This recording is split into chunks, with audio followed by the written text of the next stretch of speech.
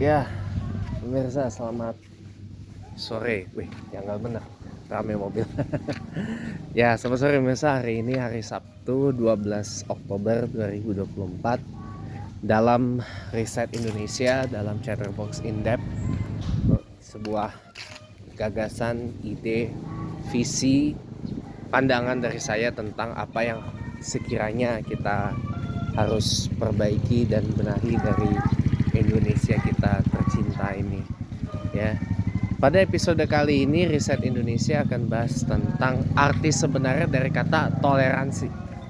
Karena kadang-kadang orang sering banget yang namanya menyalahgunakan kata ini. Yuk, atau toleransi. Gak apa-apa, saya mau sambil ngonten. Arti dari kata toleransi, ya. Toleransi itu kalau dalam bahasa agama Islam itu disebut namanya tasamuh. Ya, tasamuh, toleran. Ya. Di NU, karena saya warga NU, kita warga NU diajarkan 3T 1M. T yang pertama adalah kita tasamuh, toleran terhadap mereka yang berbeda dengan kita. Yang kedua tawassut, proporsional. Orang sering mengatakan moderat, tapi saya jujur lebih senang menggunakan kata proporsional ketimbang moderat. Yang ketiga tatwuriyah, adaptif, cair, fleksibel, ya, dinamis kalau kata Abah Yai Ma'ruf Amin. Tapi yang terakhir ada M-nya, yaitu manhajian, berpedoman, berpanduan, ada guidance-nya kalau bahasa Inggrisnya, atau guided, ya, jadi dipandu. Ada panduannya, ada relnya, ada jalurnya, ada arahnya. Ya, kalau kita mungkin kemana itu kita pakai, kalau kita jalan mungkin kita pakai yang namanya GPS, Global Positioning System, ya. Itu GPS kita. Ya. Tapi kali ini kita akan bahas tentang tasamuh dulu, toleransi dulu. Sebenarnya apa sih kata toleransi itu artinya? Kalau kita tahu, ya, toleransi itu mungkin identik dengan kata 1, saling menghargai, 2, saling menghormati, 3, saling memaklumi, 4, saling jaga, gitu kan. Tapi kita kerucutkan 3 dulu deh. 3 yang pertama tadi, saling menghormati, saling menghargai, dan saling memaklumi. 3 ini dulu deh. Arti dari kata toleransi. Pertama, apa hukumnya toleransi menurut Islam? Toleransi dalam Islam hukumnya wajib. Kita wajib hukumnya untuk bersikap toleran kepada sesama umat manusia, selama sikap toleransi kita itu tidak menyangkut perkara akidah. Bahwa di dalam Islam itu toleransi juga ada batasnya. Batas toleransi itu apa? Batas yang menyangkut tentang akidah, dan batas yang menyangkut tentang perkara yang halal dan yang haram. Ini gak bisa diganggu gugat lagi. Jadi ketika umat Islam akidahnya adalah la ilaha illallah Muhammad Rasulullah, hanya menyembah kepada satu Tuhan, Tuhannya satu, monoteis, ya, dan seterusnya, dan akidahnya orang Islam menganggap inna dina indallahil Islam. Ini sekaligus juga menjawab Caislah, ya. Bukan masalah kita umat Islam yang mengklaim kita yang paling benar atau apa segala macam itu. Lihat dulu Al-Quran. Saya yakin Caislah itu sudah kenyal lah tentang Quran. Lihat dulu tentang Al-Quran surah Al-Imran ayat 19. Inna dina indallahil Islam. Itu Allah sendiri yang mengatakan bahwa Allah lah yang membenarkan, ya, yang membenarkan dan meridoi dan melegalisir, memvalidasi agama yang diridhoi oleh di agama yang diajarkan oleh Allah, yang dibenarkan oleh Allah itu hanyalah Islam, titik. Itu bukan kita yang mengklaim, itu bukan kita umat Islam yang mengklaim. Ya, itu Allah sendiri yang mengatakan. Asbabun nuzulnya adalah ketika orang-orang Nasrani dan Yahudi itu lagi tengkar, saling ribut ajarannya paling benar, saling ribut agamanya, keyakinannya paling benar.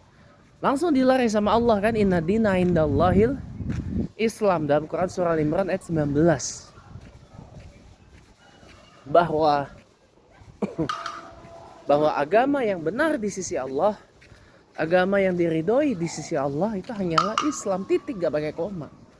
Itu siapa yang ngomong? Allah sendiri, bukan kita umatnya, tapi Allah sendiri yang mengatakan. Al-Quran itu kan kalamullah, Al-Quran itu kan perkataan dari Allah.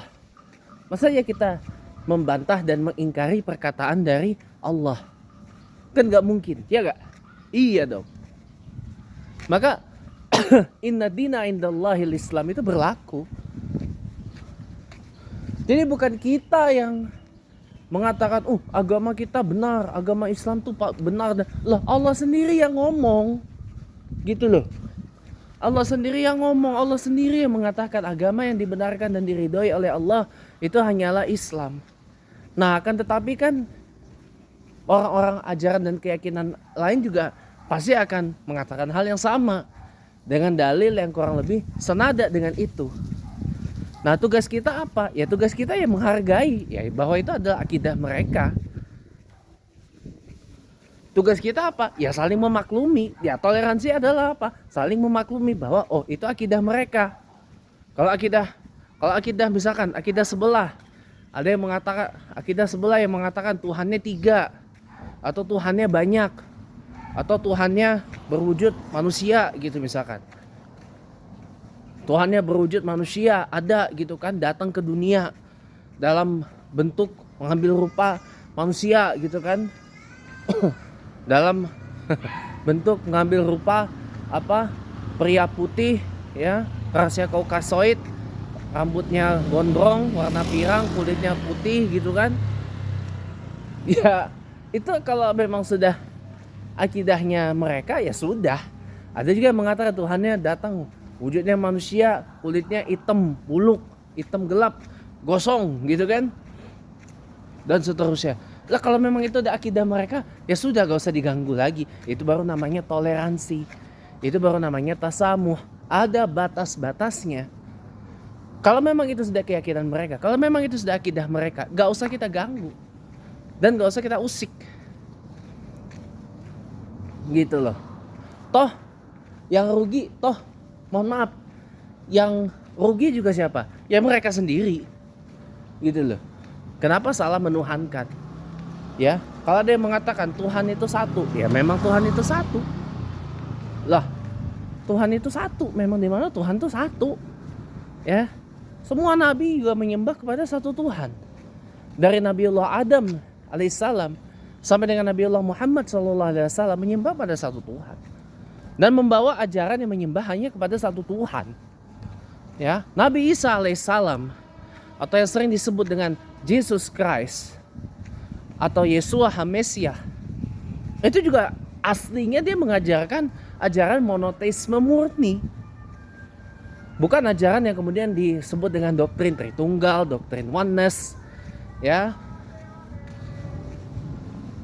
atau doktrin unitari. Intinya itu adalah tauhid. Ya, Jesus atau Yeshua, Joshua the Savior. Bukan the Savior, Joshua the Safe Son of Mary, atau Jesus Christ gitu ya, atau Nabiullah Isa Ibnu Maryam alaihissalam ya.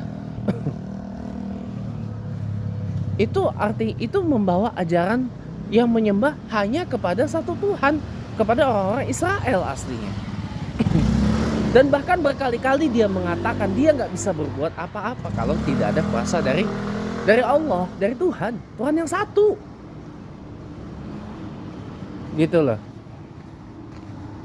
Ini bukan masalah akidah saya, tapi akidah dari si Nabi Isa-nya itu sendiri. gitu loh. Ya, bukan mengada-ngada gitu lah. Ya tapi kalau memang sampai saat ini tetangga sebelah masih meyakini bahwa yang namanya Joshua, the saved son of Mary, atau mereka nyebutnya Yesus Christ itu adalah Tuhan, ya sudah, memang itu akidah mereka, memang itu kepercayaan mereka, memang itu keyakinan mereka, ya sudah gitu loh. Memang kita nggak bisa ganggu, kita nggak bisa ganggu gitu loh. Yang paling bisa kita lakukan adalah kita menjaga supaya mereka bisa menjalankan ajarannya dengan tenang. Itu saja kok. Itu baru namanya kita bertoleransi. Jangan dikit-dikit bawa-bawa, wah ini dasar umat Islam tidak toleran. Loh, nggak tolerannya di mana sih? Nggak tolerannya di mana gitu loh. Ya saya juga bingung.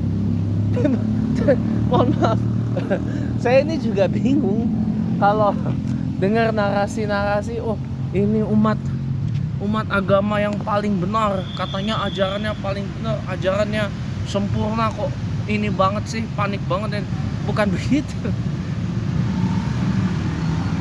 Bukan begitu ya. Kita di dalam agama Islam ini memang diajarkan, mohon maaf, toleran. Tapi kan gak semua orang Islam mau bersikap toleran. Kalau kita di Islam, kalau misalkan ada persoalan-persoalan kayak masalah pendirian rumah ibadah untuk agama lain, untuk ajaran lain di Indonesia, ya silahkan aja. Kita terima, kita welcome. Yang penting apa? Yang penting harus dengan izin yang berlaku. Dan yang kedua, jangan menyebarkan ajarannya kepada orang yang sudah beragama gitu. Kita pernah bahas ini beberapa waktu yang lalu, bahwa pada tahun 1968 ada sebuah konsesi tentang persatuan, tapi orang Kristennya nggak mau. Orang Kristennya nggak mau dengan mengatakan pengkabaran Injil itu adalah titah ilahi. Jadi ya nggak mau. Dan makanya ini juga yang membuat jadi masalah. Ya kenapa mereka, mohon maaf, kalau mau ibadah dipersulit, bangun gereja ya karena mereka bangun gereja dipersulit. Ya karena mereka mau dikasih izin bangun gerejanya, bangun tempat ibadahnya, tapi juga mereka juga kulo nuwun, dim-dim itu kulo nuwun mengabarkan Injil kepada orang yang sudah beragama, bil khusus di wilayah-wilayah yang mayoritasnya Islam. Ini yang membuat, mohon maaf, di banyak daerah ini pembangunan gereja disusahin, orang Kristen mau berdoa dipersulit dan sebagainya. Nah ini nggak boleh teman-teman. Makanya jadi kita sebagai umat Islam rasanya nggak perlu bersikap berlebihan seperti itu. Kalau sudah tahu ada kekhawatiran seperti itu, maka bentengi akidah kita. Akidah kita adalah la ilaha illallah Muhammadar Rasulullah. Nabiullah Isa ibnu Maryam itu hanyalah seorang nabi dan rasul utusan Allah. Kita perkuat akidah kita, jangan terpengaruh oleh sebelah. Jangan terpengaruh oleh misionaris-misionaris yang bawa Indomie, bawa kaos, bawa uang dan sebagainya. Jangan. Ya saya bilang mau bikin dosa aja kok bayar. Ya kan kita misalkan ada tuh misionaris Kristen yang ngajak orang murtad tapi dikasih duit nanti, kasih uang berapa gitu, penting murtad, keluar dari Islam gitu kan. Saya bilang mau dosa masuk neraka aja kudu bayar, kudu dikasih duit dulu,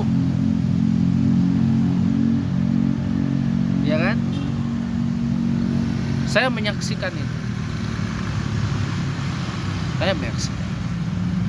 Jadi makanya mohon maaf ya teman-teman ya, kalau sudah ada kekhawatiran seperti itu, ya lebih baik perkuat akidah kitanya yang diperkuat. Jangan kita malah terjerumus dalam sebuah kekhawatiran. Kalau kita terjerumus dalam kekhawatiran, repot nanti. Jadi makanya Al-Quran surah Al-Kafirun ayat 6, lakum dinukum waliyadin, itu berlaku. Bagimu agamamu, bagiku agama.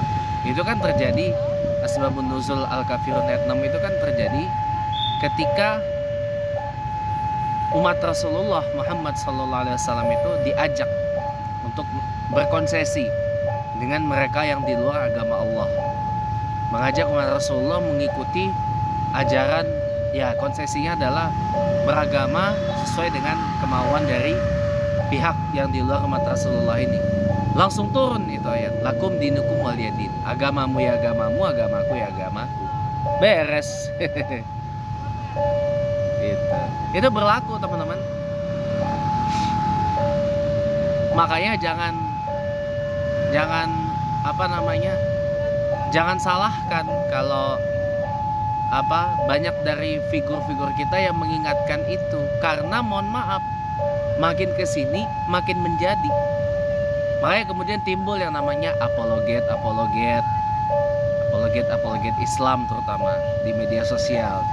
Tujuannya adalah untuk mempertahankan ya umat Islam itu pada akidahnya, agar tidak sampai terjadi pemurtadan. Karena kalau kita murtad, keluar dari Islam, konsekuensi dan ganjarannya adalah hukuman metong, alias hukuman mati, puk gitu.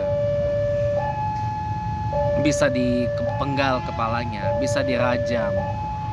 Itu berlaku. Yang penting hukuman mati. Kalau kita murtad, kita keluar dari Islam, gitu loh.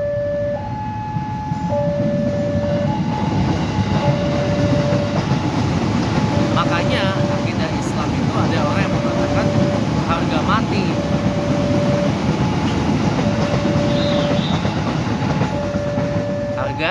Harga mati. Kenapa? Karena konsekuensi kita keluar dari Islam adalah hukuman mati. Jadi makanya yang namanya bertoleransi itu adalah yang tadi, saling menghargai, saling menghormati, saling memaklumi.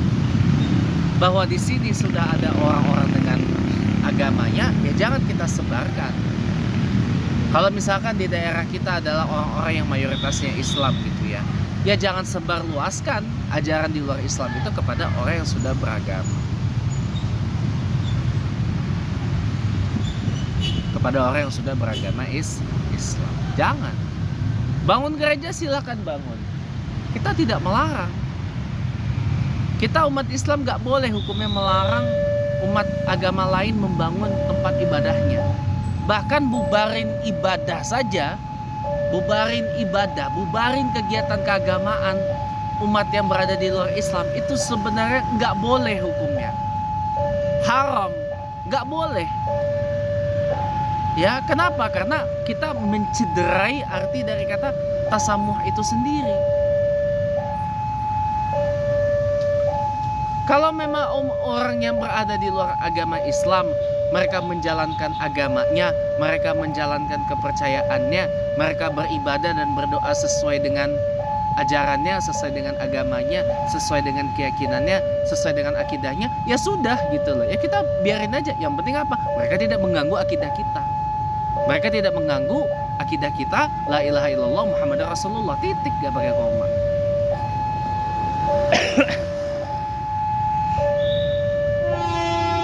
Dan mereka tidak risih kalau kita dengan tegas mengatakan bahwa agama semua nabi adalah agama yang mengajarkan tauhid, yaitu namanya Islam. Mereka tidak risih bahwa yang namanya Tuhan itu hanya satu yang patut disembah, bukan tiga, bukan banyak. Itu baru namanya toleransi. Dan kita tidak boleh memaksakan kepercayaan kita, pandangan kita kepada orang lain. La ikroha, bukan hanya sekedar fiddin. La ikroha fi kulli hal, gak boleh ada paksa memaksa dalam beragama. Tapi juga kita sebagai umat Islam gak boleh berlebihan. Karena sesungguhnya sesuatu yang berlebih-lebihan, yang lebay itu gak baik. Segala sesuatu yang over itu gak baik. Ya. Jadi makanya disebutkan oleh Allah, wa kadzalika ja'alnakum ummatan wasato. Maka Allah ciptakan kita sebagai ummatan wasato, umat proporsional yang gak berlebihan dalam semua urusan, termasuk yang gak berlebihan dalam hal agama Islam terutama. Itu baru namanya kita toleransi. Ini baru toleransi dalam beragama loh. Toleransi itu dalam semua hal. Karena kita ini sebagai manusia emang udah kodratnya sesuai dengan judul lagu, kau dan aku berbeda. Pendapatnya berbeda, pemikirannya berbeda, pandangannya berbeda, sudut pandangnya berbeda, pola pikirnya berbeda, pola rasanya berbeda, dan seterusnya. Banyak seleranya beda, banyak perbedaan-perbedaan. Dan kita nggak boleh maksa. Antara anak dan orang tua dan anak beda. Ada perbedaan. Antara sanak saudara, sanak famili pasti ada perbedaan. Walaupun ada jembatan untuk bersatunya. Ada jembatan untuk bersatunya, ada. Cara kita menyikapi perbedaan itu apa? Dengan toleransi. Orang kepribadiannya begini, ya sudah kita maklum, kita toleransi saja.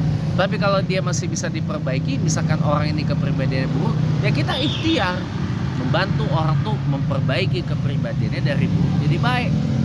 Semua tuh perlu ikhtiar, teman. Gak mungkin gak ada ikhtiar, ya.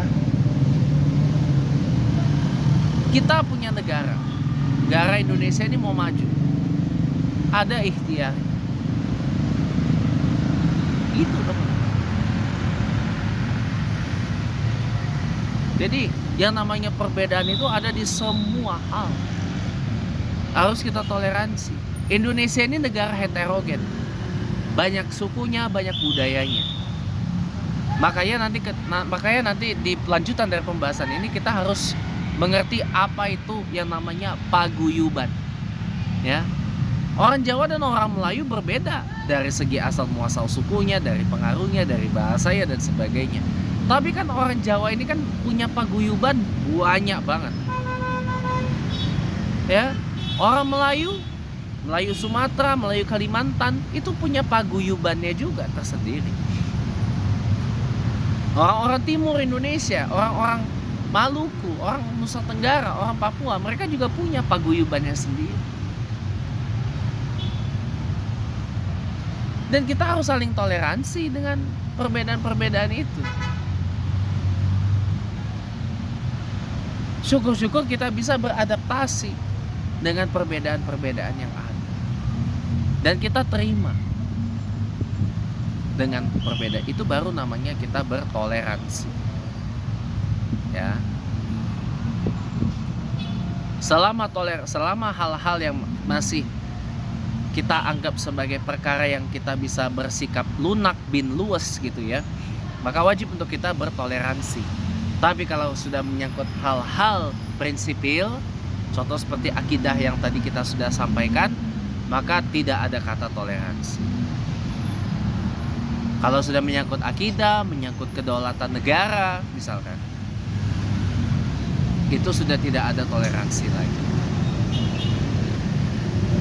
Ya, yang menyangkut hal-hal prinsipil lah, contoh akidah, kedaulatan negara, kemerdekaan negara, itu adalah hal yang tidak bisa kita toleransi lagi.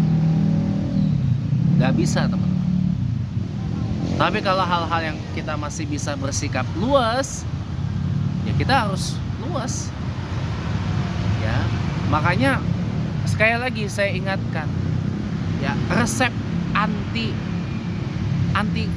gak keserang penyakit itu satu. Jangan kita semua hal itu kita pikirin, jangan. Ada hal-hal yang memang gak perlu kita harus pikirkan, ya. Malah hidup yang lebih tenang itu adalah ketika hal yang besar bisa kita kecilkan, dan hal yang kecil, permasalahan kecil, bukan hal sih, permasalahan yang besar bisa kita kecilkan, permasalahan kecil, permasalahan sepele bisa kita abaikan.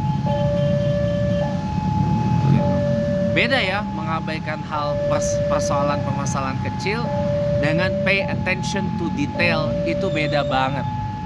Kalau pay attention to detail artinya hal-hal detil, hal-hal kecil dan mendetil saja diperhatikan, itu tidak sama dengan meributkan hal-hal kecil. Tidak sama dengan meributkan hal-hal yang sepele.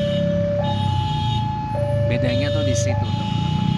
Itu bedanya antara pay attention to detail dan apa aja diributin dan apa aja dipikirin gitu ya. Iya.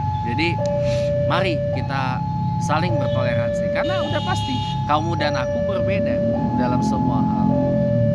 Tetapi bukan berarti perbedaan itu menjadi sebuah hal untuk kita bermusuhan. Enggak. Perbedaan itu adalah sebuah cara untuk kita bisa bersatu. Asal kita bisa membuat jembatannya, asal kita bisa membuat jalannya, asal kita bisa membuat bingkai untuk mempersatukan beragam perbedaan yang ada di tengah-tengah kita. Semoga bermanfaat. Selamat sore teman-teman, dan insya Allah kita berjumpa kembali di lain waktu.